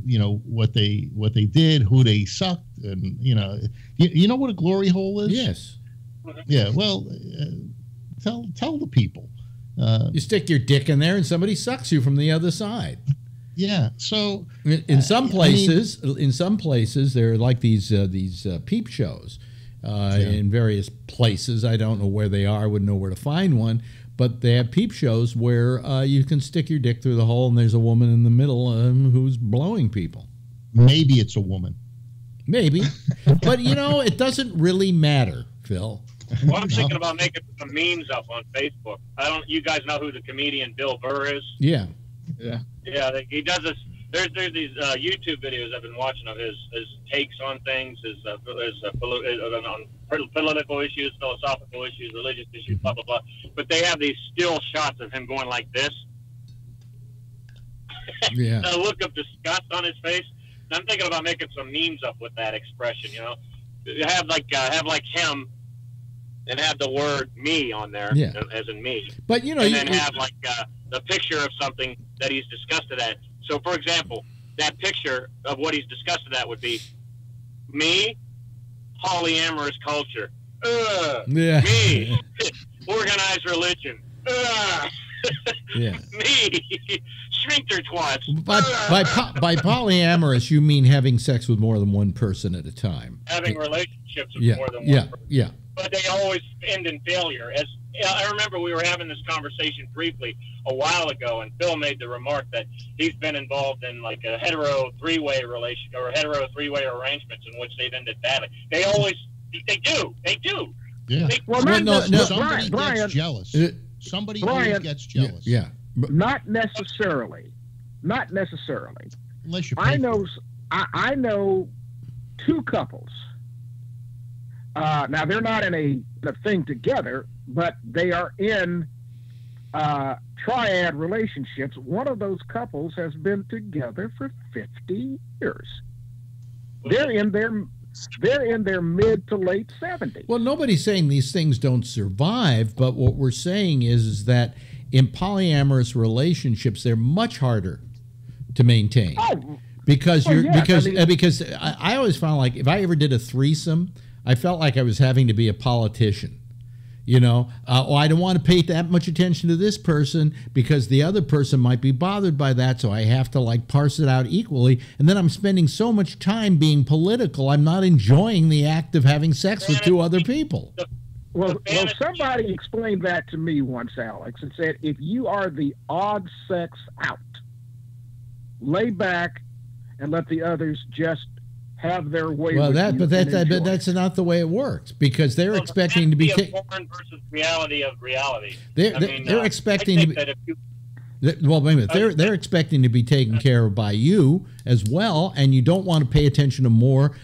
Here's the one that's difficult. You're married or you have a girlfriend, and now there's another woman that enters into the situation. And it's okay with your girlfriend, but now you have to pay as much attention to your girlfriend in spite of the fact that the new woman is the more interesting one because you've never had sex with her before. Right. You know, so you're playing this mental thing about I care about my girlfriend more than I care about this other person, but this other person right now is far more interesting to me than the woman I've been fucking for the last 2 years, you know? Well, maybe this group is the wrong group to be talking about this. Maybe we ought to get some people on in this discussion who are in those kind of relationships. Well, I bet I'd like to talk to some people on my show who come from traditional Mormonism. You know, I've known some Mormons. Well, you're assuming anybody's going to call your show or my show. So, you know, well, let's not start dreaming yet. I mean, that's wishful thinking, I grant you. But listen, I can top all of you. I mean, I had a threesome with a woman who brought her sister by. Mm-hmm. And we had a threesome. That was unusual because both the vaginas looked alike. What? Jack should just call any number in Utah, and maybe he'll happen on a Mormon. And I want to. Well, no, you got to call certain. Wait a minute. Brian, you're more likely to find folks that still have poly arrangements. Brian has something he wants to say. Something before I forget this, because I'm trying to remember, and I remember now, but I don't want to forget it again. This is why I am emphatically. You were mentioning, Alex, about being the politician and playing that bullshit game. Yeah. And it is bullshit. Yeah. Fuck that. I want legalized prostitution. I want what Nevada has nationwide, including the territory. That way, I would just like in pornography. I pay you the money. I want a threesome. I want a foursome. I want a fucking orgy. I've got $1,000. I've got $1,000 here. I can blow. Here's $1,000. Oh, that's going to cost you more than $1,000. Payment for services rendered. Wham bam. Thank you all. Get the fuck out of my house when we're done blowing our loads, and that's it. That kind of money will only get you a Richmond crack fiend. Yeah. I'm just pulling a figure out of my ass here, Phil. You know what I mean, though. Yeah. Hey, but then there are those of us who find nothing wonderful about going to a prostitute. Like I always found prostitutes, I didn't enjoy the idea because I always wanted to win somebody over and go to bed with them and seduce them, not pay them several $100 and have them, fuck me. At least one. Win 2 or 3 people over bullshit. I mean, what's his name? If I want a 3 or 4 way, pay the money. Wham bam, thank you, ma'am. Get my dick sucked by multiple people, or get fucked, or or fuck people, multiple people. You know what the say is that my friend at the Moonlight Bunny Ranch. Get the fuck out of my house. Thank you for a wonderful evening. By the way, your friend Dennis Hoff, he actually won the election. I know. After he was dead. Yeah, he won the election. But anyway, he used to always like to talk about me by saying that Alex is just the only person I ever knew who came over to the Moonlight Bunny Ranch, and I told him he could have any woman in the place if he would just pay half, because our take of the thing is 50%. So we would want them to get their 50%, but he could have any woman half off in the place, and he never took me up on the offer. And that was because the idea of having sex with a prostitute never intrigued me. In fact, it kind of turned me off because part of my whole thing with sex was the pursuit and the conquest, if you will. Yes, Charlie. Brian was talking about how polyamorous relationships always end bad. Well, just for the record, all of my monogamous relationships have ended bad. Yeah. You pretty much. Don't get me started on what I feel about marriage. Well, you're just polyamorous one at a time. What happens in this country is most of us wind up. Most of us wind up in serial monogamy. One of the reasons that Donna married me, I was the only man that she had ever met who was 43 years old, who had only been married once before and had no children that he was giving child support to. So that made me very desirous in her eyes. She was way out of my league, and I knew it. But she said, not having those extra things made you real attractive to me. Well, I would think that it would, you know. And like Alex, you know, I was with a prostitute once in my only once. Yeah, in my early 20s. I was still in college.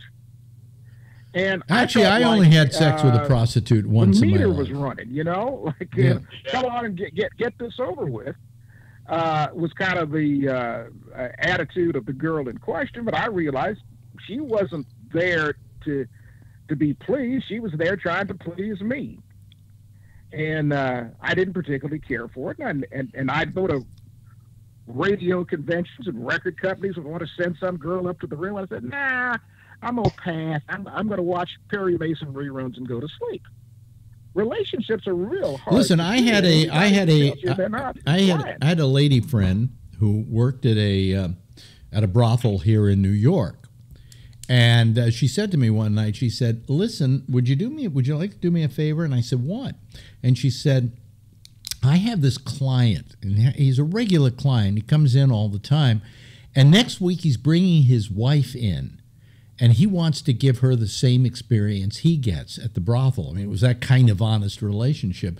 Would you kind of want to do a trick with me? And I said, how much was she willing to give you? $200. That ain't bad for a guy your age. Yeah. Well, you know, I was going to get $200 for doing something I do for free. But what it was is it interested me to be put in that situation since I've never worked as a prostitute. So I did it, and it was eye-opening because you suddenly realize your job is not there to get off. Your job is there to get her off, and that's your only job. That's the only thing you're there for. So basically, you're working your ass off to make sure this woman is having a good time. And it doesn't matter whether you're having a good time or not. And I found it very eye-opening. You know, you're there to serve. Can I tell you a funny cop story? No. There's no such thing as a funny cop story in my mind. The hookers in Richmond would joke who could get the trick cheapest. You know, they would bargain, you know, $5 or 50 cents or McDonald's hamburger, you know, whatever it was, they would, you know, try to best the other guy by getting it cheaper because they were listening to this on the radio when back and forth. It was quite interesting. I find that kind of tasteless because these women are working for a living and you should pay them a decent wage. No, these were crack whores. Well, it doesn't matter. Yeah. Doesn't matter. You're taking advantage of somebody who's got a drug problem. Yeah, hey, well, Phil, and that's why arresting them will help them. Huh? Hey Phil, you want to know what's even funnier? If they're crack whores, they're still being extorted by pigs. Hey, and Alex, I want to take exception to something that you just said. You said you had never, until that incident, been a prostitute. How long had you been in the broadcast business when you had that experience? Well, that's why I knew how to do it so well. Yeah. You know, because let's face it, if you've been in broadcasting, you've whored yourself somewhere. Yeah. Oh, well, I never felt. No, actually, I'm gonna disagree with you. That's the reason why I had a slow rise to the top, because I wouldn't compromise myself. I never would compromise. I would never compromise the work that I did. You were at the top when you were in New York. You know, you were regarded as as the voice of the people, but young people. Yeah, but I wouldn't compromise. No, I remember Alex said this to me one time. This was maybe about 20 years ago, maybe even a little longer. It was that time I came to New York, and you were living in Riverdale. Yep. And with Archie and Veronica, yes. And I said, my career has stalled. And you said to me, your problem is you don't have 2 or 3 ex-wives that you're having to send alimony to. And I got to thinking about that. Yeah, I hadn't gotten married yet. I was damn near 30. And I didn't have anybody to be accountable to until myself. And I had just gotten comfortable and didn't have any motivation to do any better than I was doing. Well, I mean, so I want to thank you for that. But yeah, but then what was my motivation? Because I was never paying any ex-wives money. Do professionals really need motivation? When you look at some guy that's getting $20 million playing basketball, they're motivated, whether they're married or they're not married. The idea is if you're a professional, you motivate yourself. I'll tell you how I made it to the top. Okay, pure utter fucking luck. Every bit of it. If I were to go along in my career, every step along the way, it was just some kind of blind luck that got me to the next level. It wasn't because, but you recognized the opportunity and you took it. Even with blind luck, if you don't see the opportunity and then make the decision to do it, and many people don't make the decision to do it because of fear. So you didn't have the fear. You took the chance. No, that wasn't it at all. No, because the opportunities I was offered were opportunities that I couldn't possibly turn down. When I was working in Chicago, I said to Ronnie, I said, does it really matter? I'm working in Chicago. I'm working in the 3rd largest market in the United States. I said, what are we going to do? Go to New York next? And the next thing I know, I get a phone call from New York. Well, and I wound up with a TV show here in the Dallas market that lasted for 8-9 years. Mm-hmm. I decided to go by a certain bar. Now, I don't drink, but I had a buddy that always hung out there, and I hadn't seen the guy. It was a Friday afternoon, and I was through with work. Mm-hmm. I'd go by there, and he's sitting and talking with a producer for the NBC affiliate here in town who had listened to me on the radio, and he said, hey, have you ever thought about doing television? Yeah, that's the way things happen. And I had never thought about doing TV. He said, come by and let's talk. Next thing I know, I got a TV show. Yeah, so I mean, that's the way things happen, so I never, but I was never one of these compromisers. I knew what I had to do and how I had to do it, and if I was wrong, I was wrong, and if nobody wanted to hire me to do it, then so be it. But I was very lucky that a lot of people wanted to see me do it. And I learned one other thing in this business, that if you stick to your guns, people will listen. And if they listen, you get a large audience. And if you get a large audience, that makes a station money. And when you can make a station money, you can walk into the general manager's office and shit on his desk, and he'll just laugh. Yeah.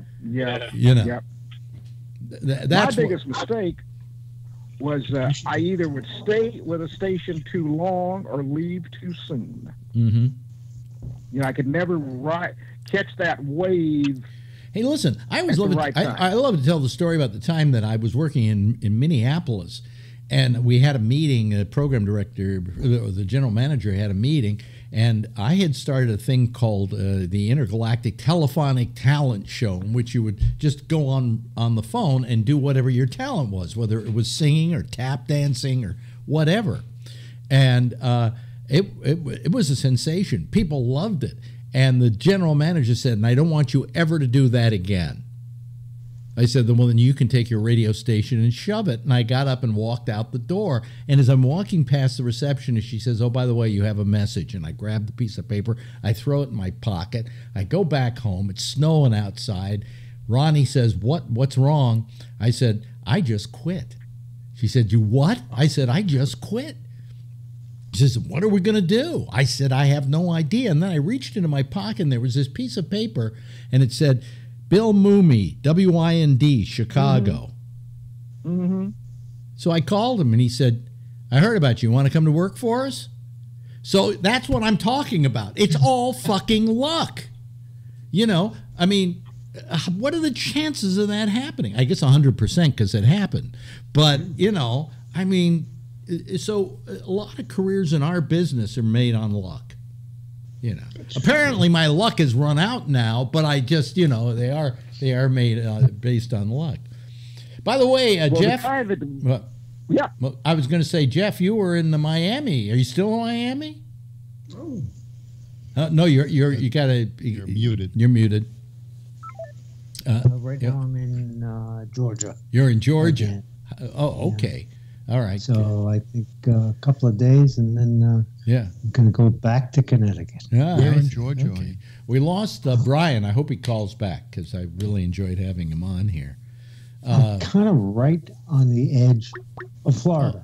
Here comes Brian back again. We lost you a little bit there, Brian, but you're back again. Listen, I don't care. It's such a pleasure to have you on tonight. You know. Thank you. Yeah. So, Jack, I didn't ask you what you thought about the whole Trump thing this weekend. Well, I would call it a disappointment. Well, yeah. That's first thing. But I don't think that the answer's done there yet. Yeah. How about you? I'm waiting to find out more. How about you, Jack? How do you feel about it? We really didn't get your feelings on it. Well, I wasn't surprised. I'm waiting to see what the Southern District of New York does. Yeah. That's where the rubber's... Well, the thing is, I said I'm waiting to see what the Southern District of New York does. Well, and I said the other night on my show, things are going to have to get a hell of a lot worse before they change any. You know something? I don't think things are going to get any better. I think we're living in a country right now that is so fucked up that no matter who we elect, it's going to be the wrong person. You know, I think that if the Democrats put up a candidate and that candidate runs against Trump and by some miracle of God that person wins, he's going to be a fucking asshole. You know? So you run Beto against him, he will be an asshole. Yeah. You run Biden against him, he will be an asshole. You know, so I mean, who isn't an asshole? I mean, it's you know, I'm sure, you know, Trump we literally have a guy who's got mental problems. I mean, he's definitely got mental problems. That's the story that the fabricated news. Oh, just stop, Phil, with that. The fact is, this guy. You're going to say this guy acts in a rational manner? Hey, if the news media was doing to me what they did to him, he's rational. You know, I don't know how he. Oh, poor Donald Trump! I feel so sorry for him. He's such a pussy. He can't take it. He can't take it. What has the guy got? No, he never mans up. You can never say that Trump mans up. Neither did the Dems or this panel because they won't recognize the fact that I asked Jack a question. I wanted him to because he did a whole shitload of things. Yeah. Just like Schiff said, he had proof. Where's the proof? When did you conservatives ever have a good thing to say about Clinton or Obama? Look, we pick our teams, man. Listen, I'll say something nice about Donald Trump. I just got my tax return today. I'm getting a nice chunk of change back. Really? Ooh. Yeah. Good for you. Yeah. So thank you very much, Donald Trump. Ta-da. That's the last thing I'm going to say nice about Donald Trump. So we know you can be bought.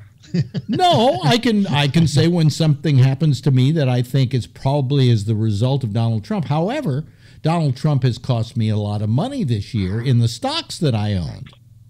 No, you just his decisions have made the gains. No. He made the market so volatile with his tariffs and everything else that it has been very difficult. I lost much more money, in the stock market this year than I gained from my taxes. Let me ask you this. On your taxes, what items caused you to get a better return? I have no. I think probably the main thing was just the fact that there was a higher deductible at the top. You know, there was a $2,600 $26,000 deductible as opposed to the, I don't know, 12, less than that. I think before it's 12. Well, I just it's found 12 out that one of my granddaughters and her husband, they're paying $1,500 on the same amount of money that they made the previous year. So their tax bill went up. Yeah. And this is not uncommon for most Americans. And once they see that sticker shock, it's going to be, that's the thing that's going to kill Trump is the economy. Because if people feel that they're getting, their taxes they haven't seen that tax benefit they thought they were going to get, he's not on their shopping list any longer. They got it in every paycheck. Because they were deducting less on each paycheck, you're not going to get as much at the end. No, it isn't that they weren't getting as much in the end. In this case, these people are paying $1,500 out. Right. Well, maybe they didn't take the proper deductions. You don't know, Phil. Hey, I had to change the deductions on my thing because I used to own a home, and I had a tremendous amount of interest write-off. I don't think you can deduct that anymore, by the way, under the new tax laws. I sold the home, and I never changed the deductions on my W-2 or the form. So I ended up having to pay quite a bit last year. Mm-hmm. Well, all I know for sure is my wife, who's a CPA, said that this tax reform thing that got pushed through reminded her of the Reagan tax reform thing, and that it's going to cost a lot of people who can't afford it a lot of money. Didn't Reagan raise taxes? No. He gave us he did an interesting little two-step kind of thing where in the best traditions of conservatives who like to say, I'm going to save your money and then spend like drunken sailors, it was billed as a tax cut, but it actually was, in the long term, a tax increase. And Donna says that she thinks it's going to be the same thing, and we're already seeing this. Reagan did raise taxes on Social Security. I'm paying them now. Yeah. It's about time. But how are your taxes going to do this year, Phil? I don't know. But I believe that because I'm a Subchapter S corporation, there's a special 20% discount right off the top on the taxes that Subchapter S's get. So I think this year I may do very well. Well, okay. So the businessman makes. Are you an LLC or is that something different? No, I'm a corporation, but it's called a Subchapter S, where the profits or the losses filter down through your personal return. So if the business loses money, I have write-off. If the business makes money, I got to pay. Yeah. LLCs are a limited liability corporation. Good thing for professionals, for doctors, lawyers, dentists, that kind of thing, to shield their money. Yeah, but most of us in this country are just workers paying income tax. Yeah, there's a regular corporation, which I think is called a C corp, and that's right. And there's a Subchapter S, which is what I am. Yeah, and, I don't know what I was. I was incorporated in Pennsylvania, not Pennsylvania, Delaware. The thing about corporations like a C corp is, I believe, unless the amount has changed.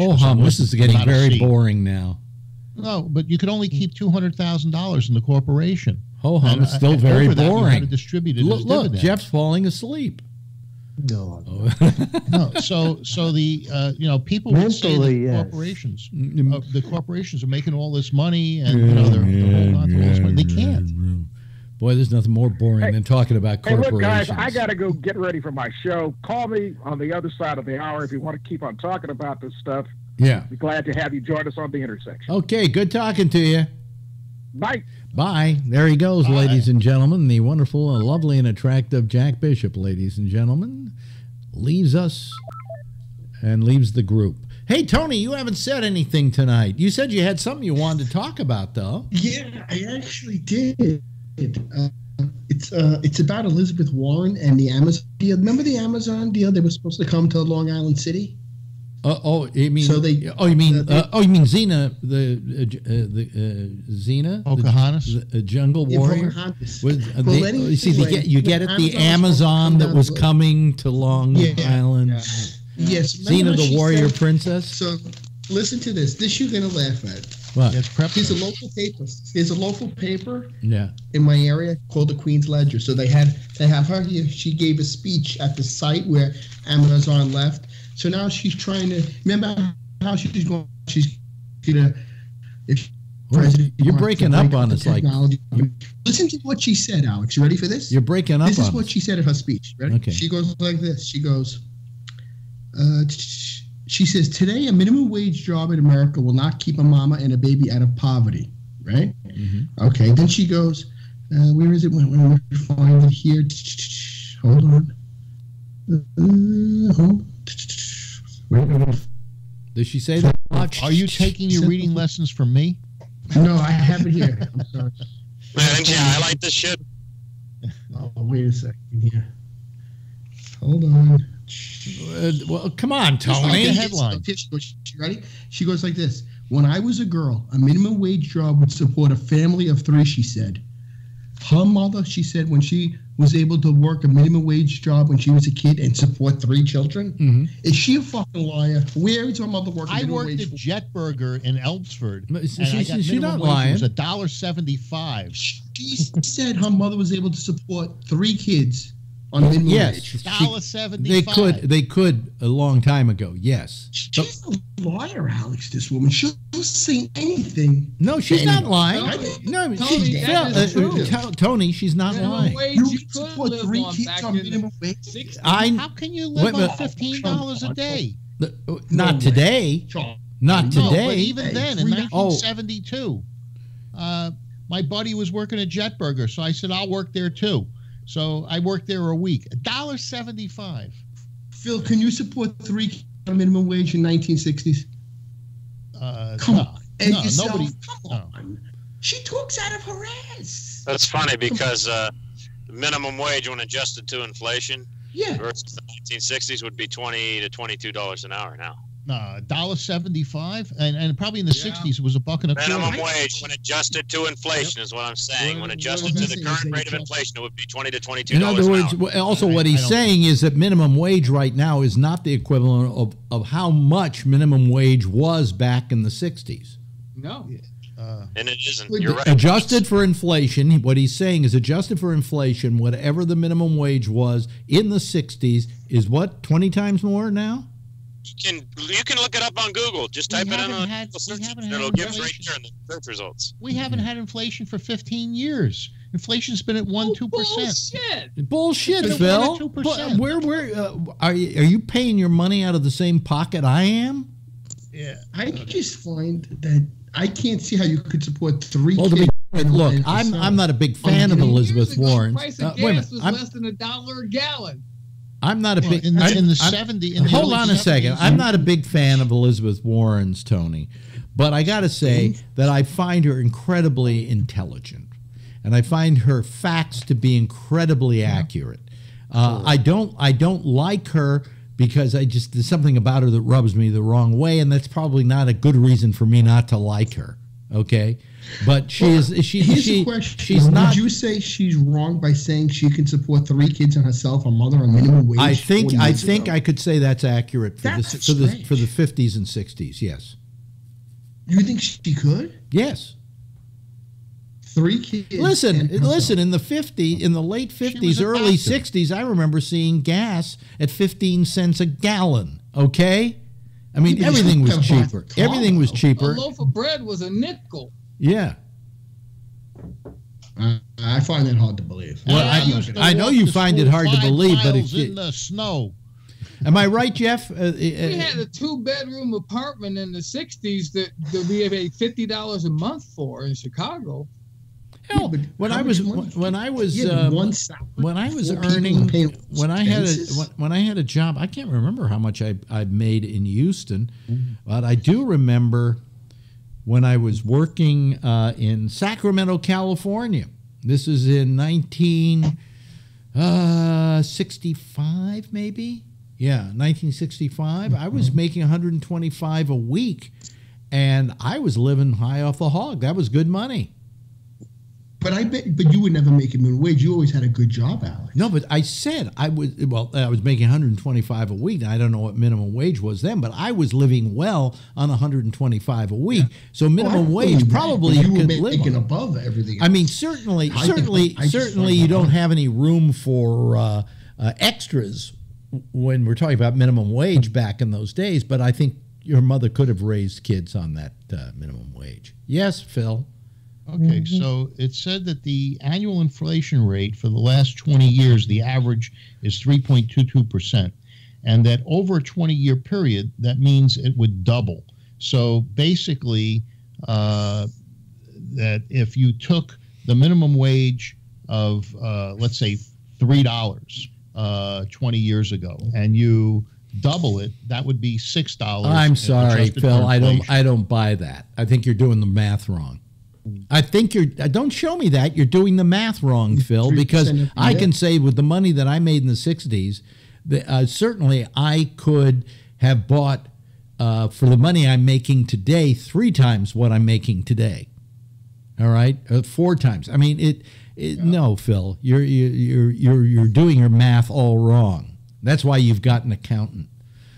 You know. Yeah, well, I said, what has the inflation rate been for the last 20 years? Oh, God. It said it averages 3.22 a year. 3.22 a year. I mean, 3.22%. Yeah, but I don't think I think you're adding it up all wrong. So if you took $1, I don't want to get into this high math. Right. I don't give a shit. I really don't give a shit. But you're working for less than the minimum wage now. No. I make a fairly decent little living. I've got my Social Security and I've got my SAG-AFTRA pension. What? The GABNet pay. Oh, the GABNet pay, but no, but So we do. You're a pensioner. Huh? We do okay. Yeah, we do okay. I know you do. We're surviving. We want to get this whole legal thing taken care of, which, by the way, did I tell you it's been moved? We didn't have we didn't have that mediation. It's been moved now to May. Why did they agree on mediation and not a? No, we didn't agree to mediation. Mediation is part of the process. You try to solve it through mediation before you're allowed to take it to court and have a trial. Yeah. So the mediator goes, well, you guys can do this. And they hold these mediation meetings and nobody agrees. And then, It's not binding, the mediation. No, I don't think it is binding. No, it's not binding unless you agree to it. My lawyer made an offer, and I think they're going to be sorry they didn't take it. But we just want to get this thing over and done with. And by the way, our lawyer is no longer a full-time lawyer at this firm, but he's still going to work on our case. So we're already on our 3rd lawyer on this deal. Yeah, that's how long it's taken. Yeah, this is the guy you really like. I really like this guy. Yeah, but I also like the guy that runs the whole company, the whole firm. He's very good. Yes, Charlie. $3 an hour, working 8 hours a day, 5 days a week is $120 a week, which is $480 a month. I'll take it. Which was a good sum to live on back in the 60s. Well, how much a year was that total? Well, multiply 480 times 12. Well, like when I was growing up in the 50s, like 6 my father never made more than $5,000 in a year, and that was the average wage in America. Well, I just Googled it. 1962 minimum wage was $1.15 an hour. Mm-hmm. 63 went up 10 cents. Yeah, and the question is, how much was money worth? In other words, what was the average We got to find out what was the average income of the average American in the. I know that in the late 1950s it was $5,000 for a family. For a family. I think she works 40 hours. So when we got to the 60s, well, I'm saying that, she may be right. Obviously, she is right. Her mother raised her, and she survived. Unless she had assistance and she didn't know it, and maybe they misinterpreted. No, there wasn't. I don't think there was assistance. That's still $50 a week. That's $200. But you're not coming home with $50 after taxes. You're coming home with less. Well, there's no taxes. When you make your minimum wage, you don't pay any taxes. Right. Yeah. You still got to pay the Social Security, no? I pay. Social Security didn't come in, I think. Social Security didn't come in. Wait a minute. Social Security was here already. Yeah. It was Medicare that didn't come in until the 50s. Medicare did, but you had to take Social Security, Yeah. But, all I'm saying about Elizabeth Warren is she's not really lying through her teeth. I think I think she's telling a story as she remembers it. Maybe she was a little off, But my parents raised me and my mother and my father on $5,000 a year. And today, for $5,000 a year, you couldn't live anywhere. You can breathe air for $5,000 $5,000 a month. Yeah, exactly. I used to lay rugs down in $5,500 a month apartment. Huh? Yeah. That's a lot. We're doing a laminate floor in the kitchen. Listen, don't. This apartment we were paying $4,200 for a month. Yeah, and some of them in this building, which is a building that needs quite a bit of repair, is what 72, up to $8,000 in this building. What year did you move into that building? We moved in here in 2000. Oh boy, 2011, I think.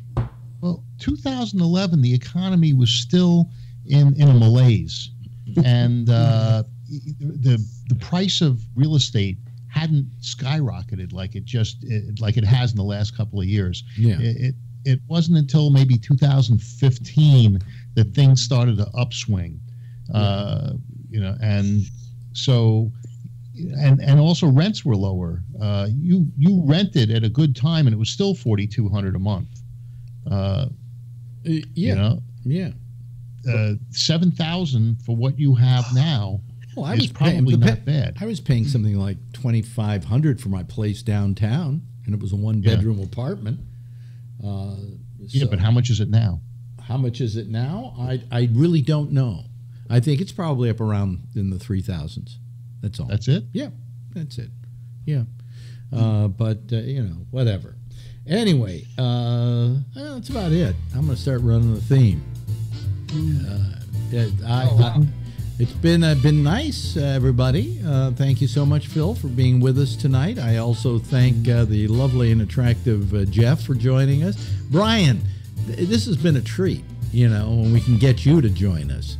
No problem. And good luck with your job, and also good luck with your love life. Yeah. No shit. I wish you.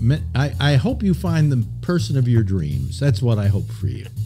I want somebody that's so good to you that you don't get grouchy anymore. Then I won't call. Then you won't call. There's a catch-22 there. Right. Thank you, Charlie. I really appreciate the call tonight, and the same goes for you, Tony. I think you've all been absolutely terrific, and I would like it now if you give a big wave goodbye, and so will I. Okay? There we go. There they go, ladies and gentlemen. See you tomorrow. Yes, see you tomorrow. You see, I'm wearing my my little cap from the Moonlight Bunny Ranch. Okay, in tribute to my old friend who's now dead. More people die. He died too. Dennis Hoff, who owned the Moonlight Bunny Ranch. I'm out of here now, but I will be back tomorrow night because that's what it says on the plaque outside. Stay tuned now for Jack Bishop. He's next with The Intersection tomorrow night at 8:30. We got a sports show. It's called The Arena with the franchise MC. At 9:30, Eastern Time. It's Damian Chaplin in the Exchange. And then when you come back tomorrow about 10 o'clock, I'll be here. Same time, same station in life. And in the meantime, if you see her, tell her I love her, okay?